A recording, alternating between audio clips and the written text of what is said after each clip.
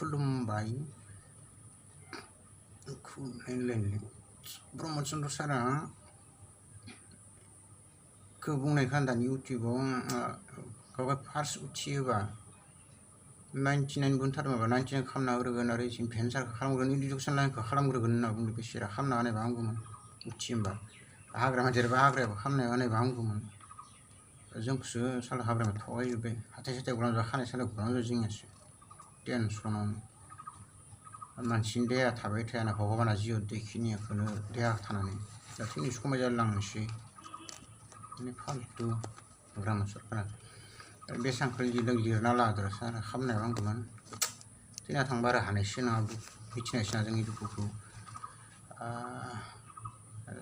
information सारा सेरा खालामना होनायबा हामगौमोन जेरै बुंदों ओरै हाग्रामानि फुङाबो बिदि खालामनायबा हामगौमोन आं मा लिरखो बेयाव टप गोसोआव फैना लिरखादों मा लिरदों भिटामिनसो मोनजालाना सोला एलपि स्कुल बाक्साफोरखौ थगायजुदों हाग्रामा बोराया फाल्तुआ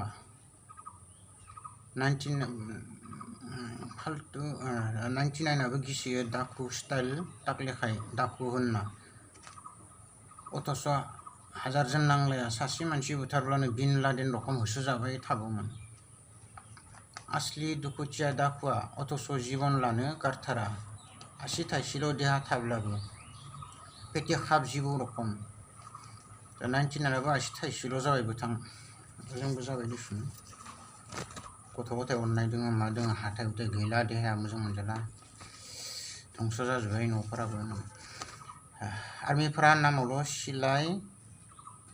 इटसेट्रा लाग्रा देट इज गभर्नमेन्ट दरमा गैयै प्रफेसनेल किलारसो नागिरो थां गभर्नमेन्ट बदनाम जायो होनना सोरबा गभर्नमेन्ट मावग्राया लाबा लाजायो खिन्थु होसो जाबाय थागोन न'खराव थांबाय बुथारनायफोराव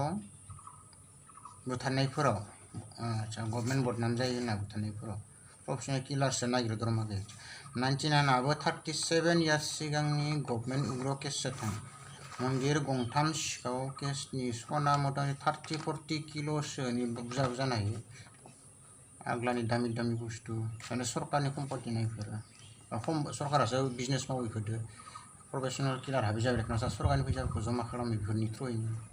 प्राइभेटफोरा लानानै माथो खालामनो हादों जेनजा एसेबांसोनि बा सिखावफ्रा लाना माथो गाहाम गरफा गरनै इनकाम खालामदों बिसोरो सरकारा रायजो बुस्थु नाबो बुरजा खामायखायो खोमा बिदिनो मोनसे बेफोरनि थ्रुयै थारमाने कर्टफोरनिफ्राय 8 गाहाम सुइ जाना फैबा लास्टाव इनि सुइ हरो खोमा बिदिनो बिजनेस फैसा खामायलांबाय थानाय आदसा प्रफेसनेल किलारफोरनिसो बे सनाया 30-40 किल'सोआ प्रफेसनेल किलारफोरनिसो आदसा हारसा उग्रफोरा लायाखै बे केसखौ देश बिनो हानाय जाहैनायखाय गावसोरनिया बर'फोरा अब्ला जाम्बा गोजामोन बै समाव गभर्नमेन्ट दाखु बानायनाय सिस्टेमफोरखौ पात्ता होजायामोन हारसाफोर रखम स्मार्ट दुखुथिया प्लास दाखुफोर नङामोन 37 इयार्स सिगांनो आग्लानो प्लेन लाखानाय 99 प्रब्लेमा आं साब गोसोआव फैयो गेजेर मावबायना 3-4 बोसोरसो बयसनि गथ' बिदि कर'ना बिजानुफोर धंस जानाय सा सानजा खना माबा चन्द्र ग्रह इखिनो जागोन बेमारा हानो बोरायफोरा बर' बोराय गनाफोरा हारसाफ्रा फैखानाय खिन्थु बिसोर खालायाखै बोराय हाखाबायफ्रा कर'ना रायलायनाय गाज्रि मिले जानाय चित्राफोरबो रायलाय खासोदोंमोन माबा मन्दिर गंथाम गावनाय गंब्रै गावनायबा हामगौमोन गंब्रैनि नक्सा जानायबा गंथाम गावनायबा गाज्रि जागोन 40-50 बोसोरावसो बे केसा जोबहैगोन बेलेगफोरनिखौ थब फोजोबदों जानि बिबुया गाबसो गारदोंमोन जानायलाय मा केस एसां गोबाव जोबहैनाय होननानै दुखुजों थैलांदों बे सियाफोरा बिफायाबो टेनसन जानो देश थांजाना आरो कनस्टिटिउटिभ परिसनाबो दिखायसिगोन रायजो सभायाव बि मोजां आत्माबो उपाय गैया गाज्रि माबाफोरदो लोगो जाफ्लांबायना जेनेबा बिदिनो हा हु बिजनेस मावना जासिगोन आरो बेफोरो बिजनेस हाफोर थागोन ना बेफोरनिया ओरैनो न' दंसोगारो आं रायजो सभायाव माबा कनस्टिटिउटिभ परिसनानै फ्रावबो नुसोदों इउटिउबाव सित्रा बे जेनेबा दा गभर्नर रुल जागोन ना जेनेरेल रखमथ' जायो दा खिन्थु मोजां फैगोन आरो मोजाङै दा राहाफ्रा थाङोबा मोनसे डेम'क्रेटिक सोना खंखियाल'सोना गोरों रोंनाय रोङिनि बाथ्रा गैया खंखियाफोरनि मथेसो जाय देरै बर'फ्रा जेनेबा गैला जों साख्रियाव गैया जां खोमा आखाफ्रा खालामना होगोन ना होआ गणना नायखानानै बर'नि गभर्नमेन्ट बोरायफोरा 40 बोसोर आदा बोसोरखौ पात्तामोन समाज बिगियान गैया होननानै 50-60 बोसोर बोरायफोरासो जमा फासिगारमोन धुति गोलाव गोलाव गानना मना गोलाव गोलाव लालायनानै गोरोंबो जाखाबाय गोरों मानसिखौसो होसोखायो बिसोरो लिरग्रा माबा होनना बुंग्रा होसोखानाय सोरबा गोरों मानसि इखौसो लायनो थांगोन गोजानबाबो गभर्नमेन्ट बर'नि गभर्नमेन्ट बोराय प्लास दाखुफोरा डकुमेन्टस लिरनायफोरखौ खिन्थु जेलफोराव लाखियो ना मानो होनखानांगौ सिस्टेमाव दङ 4 बोसोर बयसखौनो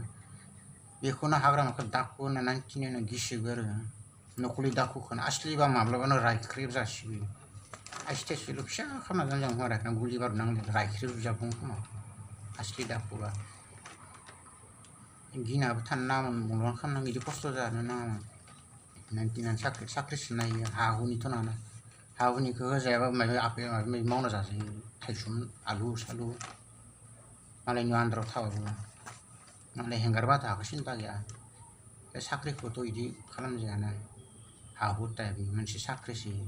dehanya tabe te sakri mana ba boy kata te bogona wa pesang मानसिना मुलुग खालामना लानांगौमोन आरो सान्स मोननाय बर'फ्राबो सोना लाबाय खोमा बुथारनि केसखौसो बुजानांगोन नालाय होमबासो देश बिनो हायो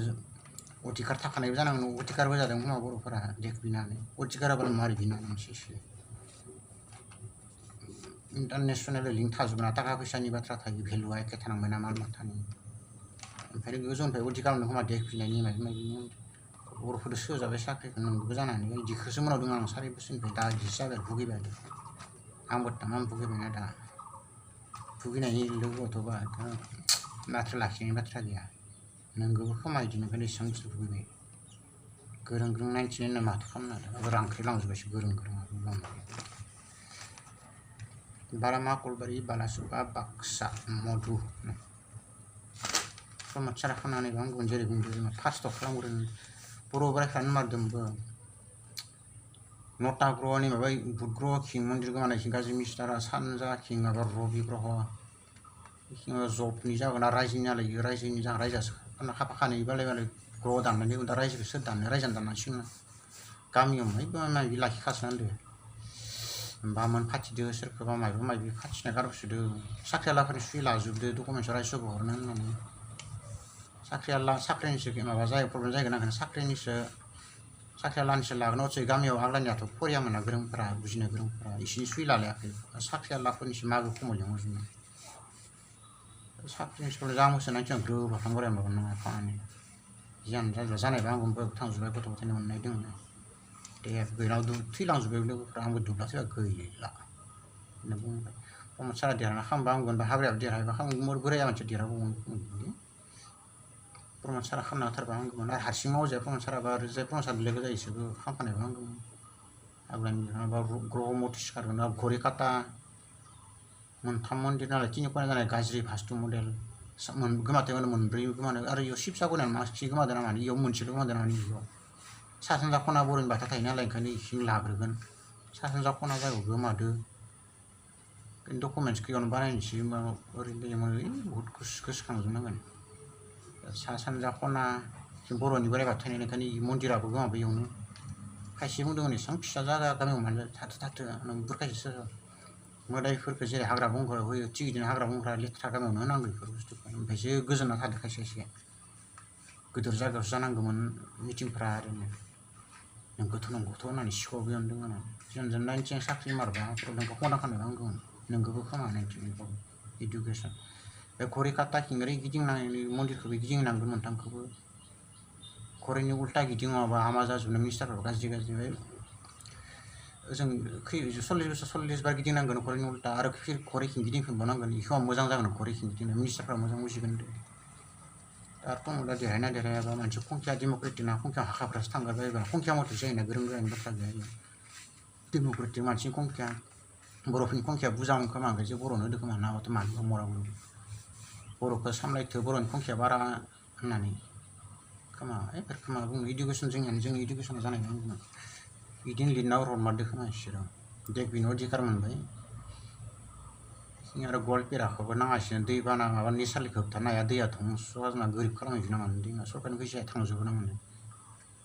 आरो नागालेण्डफोराबो लायानिखौ मिथिनानै बाउन्डारिस खालामना दोनदो होननाय खोनासो आग्ला उनाव दंजोबो बेनिफ्रायनो बर'फोरनोबो नाङा दैमायानो धंस' खालामजोबो दा मोजांबाबो बबेबा जुगाव बुहुद बोसोर उनाव धंस' खालामजोबगोन जों ओंखायनो नाङा आरो होननाय उनाव दं गवालपेरा गोरिब गुन्द्रा खालामजोबनानै दैमायानो ओंखायनो बिसोरनि थैफोराबो लेथ्रा ना मामोन गोरिब गुन्द्रा जानायखाय दैमाफोरा आग्ला नस्थ' खालामनायखाय सबाबा बिदिनो थैदो जाबोदों ओंखायनो बिहारिफोर होखारखांनायनि उनावबा इसोरखौबो होखारनाय नांलाय खमलाय खालामनाय जेन भुटाननि खुंखियाल'सो बारायनांगौ दि भुटाननो ओरैनो बैसोखौ होखारफ्लानाय प्लेन बानायसिनो उनाव नांलायथो होननानै बिदि बुंसिगोन खुंखिया बुरजा जानाय बेसेबांबा जाबासो भुटाननि खुंखिया बेसेबांबा जाबासो केसा बुरजा जाबासो सरकारनाव दाबिनो हायो ओमफ्राय बिदिनो माबा प्लेन बानायसिनो ओमफ्राय इडुकेसना जानोबा इडुकेसन दाथ' जाजोबो देख बिनानै जायगा बिटिआर मोनलांबाय खोमा इडुकेसनखौ ओंखायनो खालामग्रोनायबा मोनजाया बिदि हा खालामनायफोरखौ भाबियोबाथ' बेफोर फिसा फिला जोंनि नङा खोमा जाखांनाय बर'फोरनि रायलायनो हांगां आखाफ्रावसो भुगिजोबो समाव 19 भद्र ओमफ्राय इनो खोमा आरो लिरनाया निउमारबो खोमा रायजो दानाया खिनियानो जानायबा आंगोमोन मास्टार साख्रि फैसाया गिदिर नङा दा फैसाखौसो नांगौ जाहैबाय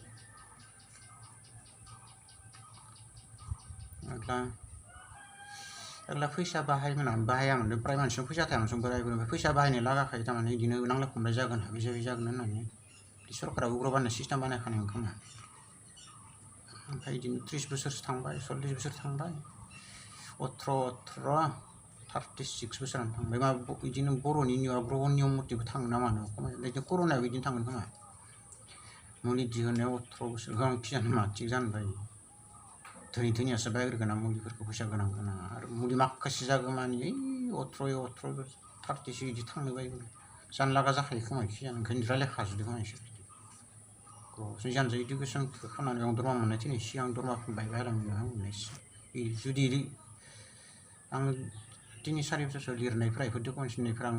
गोसोखांनायफ्रा नंमारगौबा बिदि हाथाय गैयि माबा खानाय टाक्ल' जालायनाय बेलेगफ्राथ' थैलायलांबायसो आंबो थैलांबाय ओंखायनो बुंनाय जाबाय दरमाखिनिखौ होनायाव आंनाव फैसाया गिदिर नङा ओरैनो बिदिनो मथे थेवबो दा फैसा नांगौ जादों फैसानि जुग ना दायो